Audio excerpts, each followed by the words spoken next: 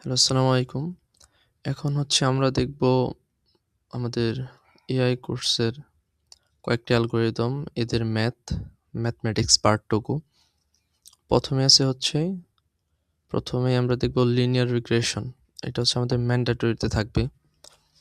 আমি একটু বলে দেই। এইটা হচ্ছে আমাদের ম্যান্ডেটরি যে ১ নাম্বার কোয়েশ্চেন আছে, ১ নাম্বারের বিতে থাকার সম্ভাবনা সবথেকে বেশি ১০ মার্কসে। লিনিয়ার রিগ্রেশন এটা হচ্ছে আমাদের ম্যান্ডেটরি কোয়েশ্চেন ১ এর বিএ ১০ মার্কের জন্য থাকার সম্ভাবনা অনেক বেশি। সো এটা আমরা সবাই ভালোভাবে দেখব। সো ফার্স্টে আসি যে লিনিয়ার রিগ্রেশন কি? এটা হচ্ছে এক ধরনের supervised learning algorithm. So supervised learning algorithm কি? যেখানে ডাটাগুলাকে লেভেল ডাটা দিয়ে ট্রেন করানো হয়। এরপর হচ্ছে এর যে ইনপুট আউটপুট এগুলা আগে থেকে আমাদের জানা থাকে। এরকম আরকি। সো এইখানে আমাদের থিওরি পড়তে হবে না। আমাদের এইখান থেকে ম্যাথ আসবে। ১০ মার্কের ম্যাথ আসবে। সো সরাসরি আমরা ম্যাথে চলে যাই। সো ম্যাথ কিভাবে আসতে পারে এন্ড কিভাবে আমরা সলভ করতে পারি। ফার্স্টে আমরা দেখতে পারতেছি এখানে ছোট্ট একটা আমাদের ডাটা টেবিল দেওয়া আছে।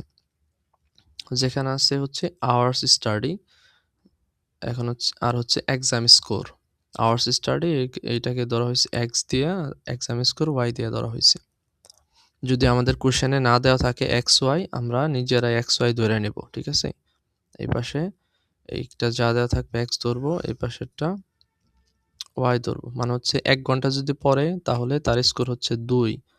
সো কোনটার জন্য পড়তেছে? ২ ঘন্টা পড়তেছে, ২ ঘন্টা পড়ার জন্য তার এক্সাম স্কোর কত হইতেছে? সো ২ এর জন্য ৩ হইতেছে। সো এখানে X কে ধরবো এই পাশে, Y কে ধরবো এই পাশে। যদি না দেওয়া থাকে, আর যদি দেওয়া থাকে তাহলে তো থাকলোই। এরপর হচ্ছে ৩ আওয়ার্স, মানে হচ্ছে ৩ ঘন্টার জন্য, ৩ আওয়ার্স এর জন্য যদি পড়ে সে তাহলে তার এক্সাম স্কোর হচ্ছে ৫। এরকম ৪ ঘন্টা পড়লে ৪ পাবে, ৫ ঘন্টা পড়লে ৬ পাবে, এরকম আরকি। এরকম হচ্ছে এক্সাম স্কোর দেওয়া আছে। এখন আমাদের বলছে find the best fitting line বা হচ্ছে রিগ্রেশন লাইন। এটা বের করতে হবে। And what will be the exam score when a student study for 7 hour. এখানে তো ১ থেকে ৫ পর্যন্ত আছে। সো এরকম একটা স্টুডেন্ট যে হচ্ছে ৭ ঘন্টা পড়ে, তাহলে তার এই অনুযায়ী এখানে এক্সাম স্কোর কত হবে? ৭ ঘন্টা পড়লে তার এক্সাম স্কোর কত হবে? এটা আমাদের ফাইনালি বের করতে হবে। এইটা বের করার আগে আমাদেরকে সবার আগে বের করতে হবে find the best fitting line বা রিগ্রেশন লাইন। রিগ্রেশন লাইনটা কি? এটা বের করতে হবে। সো ধরো হচ্ছে তুমি কিছুই জানো না এই ব্যাপারে। ঠিক আছে?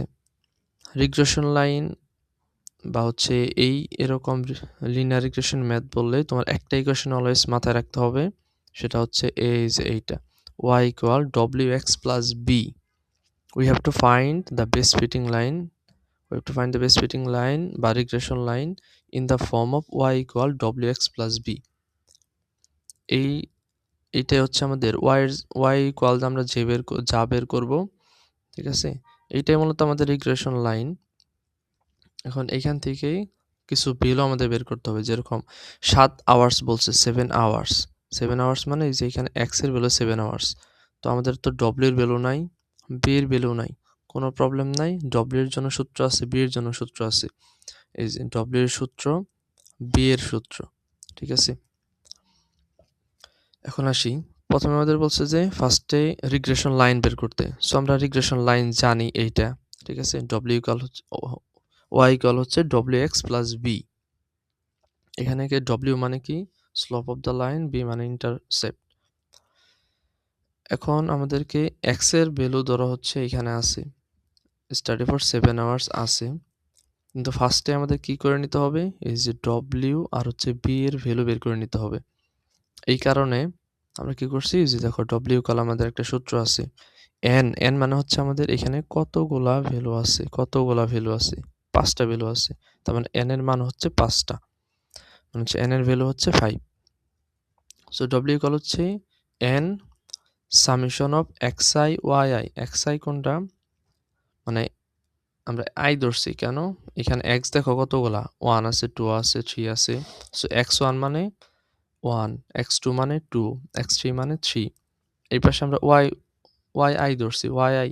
সো ওয়াই 1 মানে 2, ওয়াই 2 মানে 3, ওয়াই 3 মানে 5 এরকম আরকি। ঠিক আছে? সো এই পাশে যদি x1 হয়, এ পাশে y1, x2 হইলে এটা y2, এ পাশে যদি x3 হয় এটা y3 এরকম ভাবে আরকি। জোড়ায়। সো এখানে সামেশন অফ xi yi করতে বলছে, মানে xi যতগুলো আমাদের আছে ওইটার সাথে গুণ করতে হবে yi এর। ঠিক আছে? সামেশন অফ xi যতগুলো আছে, এই যে xi মানে হচ্ছে x এর ভ্যালু যতগুলো আছে এগুলো সব যোগ করতে হবে। সামেশন অফ yi তার মানে হচ্ছে y এর ভ্যালু যতগুলো আছে সব যোগ করতে হবে। এরপরে এখানে কি বলছে, summation n into summation x square xi square, তার মানে হচ্ছে আমাদের x এর যতগুলো ভ্যালু আছে এইগুলো হচ্ছে স্কোয়ার করে যোগ করতে হবে, minus summation x i whole square. আমাদের হচ্ছে সামেশন এক্স আই করার পরে যে ভ্যালুটা পাবো ওইটার উপর স্কোয়ার করতে হবে। ঠিক আছে? এই হচ্ছে সূত্রের আমাদের ভিতরে কেমনি করতে হবে এইগুলা। সো দুইটা সূত্র একদম আমাদের মুখস্থ রাখতে হবে, এইটা আর হচ্ছে এইটা।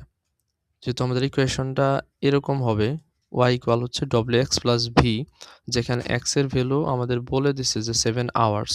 সো আমাদের যেহেতু একটা রিগ্রেশন লাইন তৈরি করতে হবে, লাইন তৈরি করার ক্ষেত্রে w আর v এর ভ্যালু লাগবেই আমাদের। সো এই দুইটা বের করার জন্য ফার্স্টে আমরা w আর v এর ভ্যালু দিয়ে শুরু করতেছি।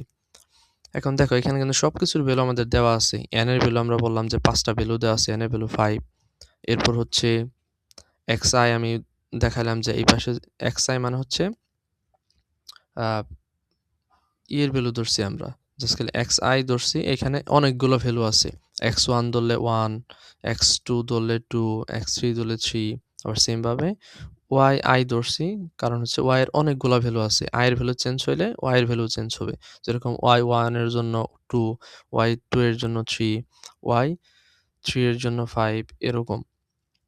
সো এইখানে দেখো আমার কোশ্চেনের মানে হচ্ছে আমাদের যে ইকুয়েশন আছে, ইকুয়েশনের ভিতরে যে পার্টগুলো আছে এই যে এখানে, এইগুলো আমরা সেপারেটলি করে নিছি এইখানে।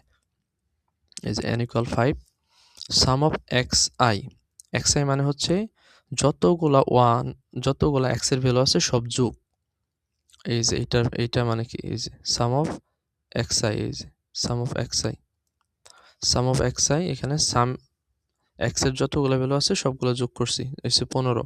এরপর সাম অফ yi, ঠিক আছে, এখানে y এর যত ভ্যালু আছে সব যোগ করছি আমরা, হয়েছে 20। এরপর সাম অফ xi yi, x এর ভ্যালু ইনটু y এর ভ্যালু, এটা আমি দেখাই একটু, x এর ভ্যালু ইনটু y এর ভ্যালু।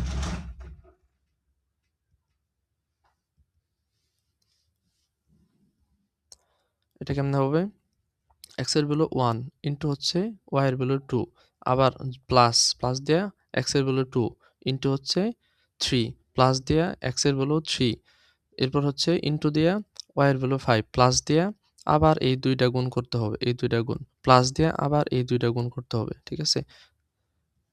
এইরকম ভাবেই দেখো আমরা এখানে করে দিছি xi ইনটু yi, মানে x এর যতগুলা ভ্যালু আছিল সবগুলা y এর ভ্যালুর সাথে গুণ করছি একটা একটা কইরা।